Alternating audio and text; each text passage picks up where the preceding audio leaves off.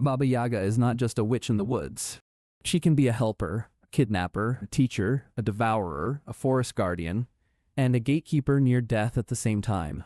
That strange mix is exactly why she has lasted for so long in Slavic folklore. She does not fit into one clean box.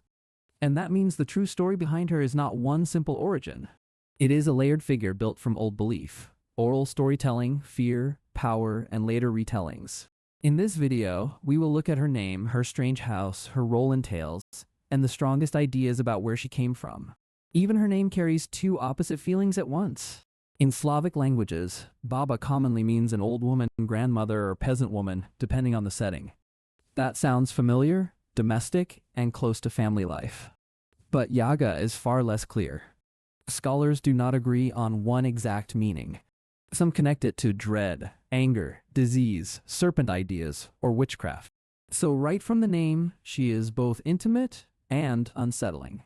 She is old and known, but also dangerous and hard to place. Her image in folklore is one of the most unforgettable in the world. She lives deep in the forest. Her hut stands on chicken legs and can turn or move. The space around it may be ringed with bones or skulls. She travels in a mortar, pushes herself with a pestle, and wipes away her tracks with a broom. She can smell the scent of the living. She may also command mysterious riders linked to day, dusk, and night. Every detail makes her feel like a being of thresholds. She is never fully domestic, and never fully wild. That matters because in folktales she is rarely just a flat villain. Baba Yaga often acts like a liminal power. Liminal means standing at a threshold, between one state and another. If the hero is foolish, rude, lazy, greedy, or badly prepared, she may destroy them. If the hero shows courage, humility, proper manners, cleverness, or magical help, she may assist them. That makes her more like a tester or initiator than a one-note monster. She does not only attack, she judges. And then she reveals what the visitor really is. One of the clearest examples is the tale of Vasilisa the Beautiful. Vasilisa is sent into the forest by a cruel steppe family to fetch fire from Baba Yaga.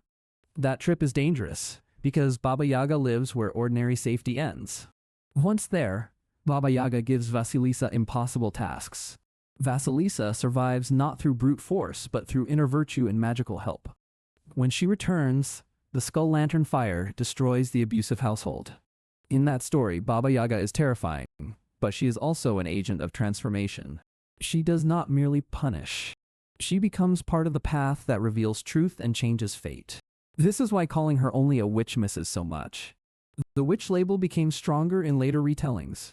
Later folklore and literary versions often emphasized ugliness, sorcery, cannibalism, and menace. Christian moral frameworks also helped push older female supernatural power into darker categories. A powerful old woman outside church, village, and family control could easily be recast as suspect or demonic. That social fear matters. Baba Yaga became a vessel for anxieties about women who were old, independent, powerful, and beyond male authority. But grandmother is also partly right, and not in a sweet cartoon way. She can feed, direct, instruct, test, and equip the protagonist. She often knows more than the visitor. Her knowledge feels ancient rather than modern or orderly. She can represent an older female authority tied to survival, nature, and hard wisdom. That is why she can feel grandmotherly without feeling safe. She is close to the old line of women who know things others fear. One of the strongest scholarly ideas is that Baba Yaga preserves memory of a pre-Christian figure. Some see her as a remnant of an older goddess connected to earth, winter, death, or female sovereignty. Others think she may reflect initiation rites. In that reading, entering her hut is like entering a place of symbolic death and rebirth. The hero goes in one way and comes out changed. That fits many folktales where the forest marks danger, testing, and transformation. Another theory sees her as a female totemic ancestor, later pushed down into the witch role. Under that view, older female sacred power became smaller and darker over time as storytelling worlds changed. There are also theories linking her to storm or nature spirits. No single explanation has one complete agreement. But most serious readings agree she carries something older than a simple fairy tale villain. Her hut on chicken legs has drawn huge attention for the same reason. Why would such a strange figure live in such a strange house? Some scholars see the hut as a memory of ancient ritual or burial structures. Others connect it to initiation. The house stands between ordinary home life and something more dangerous. It is house and creature at once. That half-animal form deepens Baba Yaga's in-between nature. She belongs neither fully to civilization nor fully to beastliness. The hut itself becomes part of the threshold. You do not merely walk into a cabin. You cross into a zone where normal order does not fully hold. Her tools matter just as much. The mortar and pestle come from domestic labor, food preparation, and women's work. In Baba Yaga's hands, those tools become vehicles of magical motion.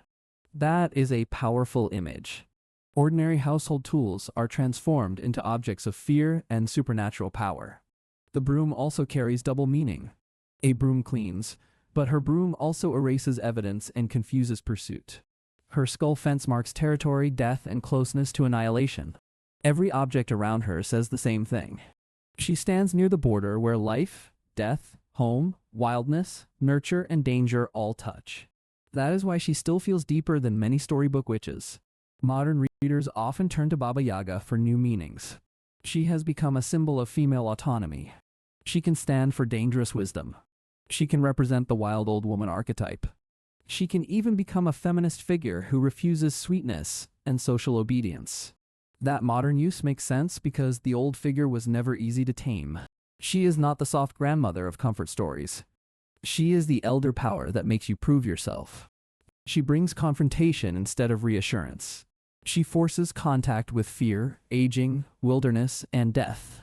Her cultural afterlife is huge. She appears across Russian and broader Slavic oral tale traditions. 19th century collectors and illustrators made her visually famous. Then she moved into music, theater, fantasy literature, film, and games. Today, when people use her name, they often mean a witch older and stranger than the usual fairy tale crone. That lasting power comes from her complexity. Simple monsters become predictable. Baba Yaga stays alive because she is never only one thing. If you come to her forest selfish, you may be eaten. If you come humble and alert, you may leave with fire, advice, or a new life. That is a much older and richer pattern than good old woman or bad witch. So what is the truest answer to the title question? Witch is partly true. Grandmother is partly true. Something older is very likely true as well. Scholars cannot prove one single original essence beyond doubt. But the strongest through line is clear. Baba Yaga seems to preserve memory of an ancient female supernatural figure linked to thresholds, ordeal, wilderness, and transformation. She became a witch in many later retellings. But she was never only a witch. She was also judge, donor, devourer, guide, ancestor, and border keeper between the living world and something older. That is why she still unsettles people so deeply. She reminds us that some wisdom does not come wrapped in comfort. Some power lives outside clean social rules. And some old stories survive because they refuse to become simple. Watch our next video on Slavic folklore creatures, because Baba Yaga makes even more sense beside the other beings around her.